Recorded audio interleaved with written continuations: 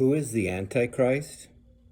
Over the years, that's been a question that has been subject to much speculation. It seems like people can find the Antichrist in almost any political or religious figure that they want, or in any church. Surprise, I think the Antichrist is dead. Now, I'm going to substantiate my claims for you, reading from the scripture, just for your consideration. 2 Thessalonians 2, starting at verse 3.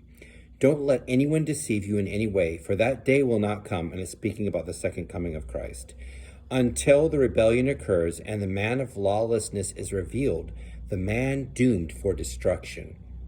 He will oppose and will exalt himself over everything that is called God or is worshipped, so that he sets himself up in God's temple, proclaiming himself to be God.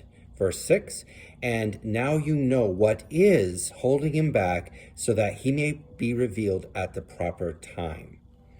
What I would like to point out here is, first of all, this passage technically does not use the term Antichrist, but most scholars, it seems, and I would agree with, see the Antichrist in here because it seems to be talking about such a main diabolical figure.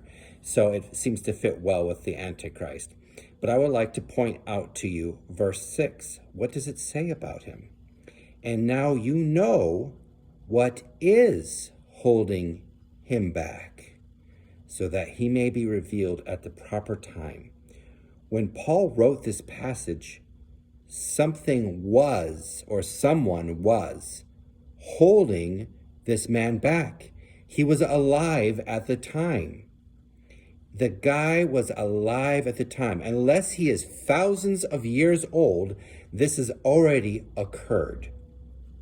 Now, I happen to think it's a guy named John, who actually helped to lead a rebellion against the Roman Empire during the first century. He went into the temple and he ruled in the temple, Jerusalem.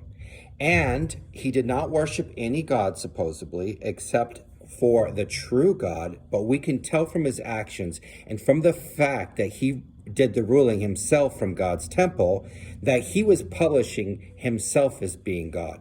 And if you read Josephus, who records the history at the time, you'll find out the evil practices that he instigated. And you'll see that he was not a good guy, but he was an enemy of Christ. Something to think about. Check it out. Let me know what you think. Like my video, subscribe. This is Jim from the End Times from a positive biblical perspective.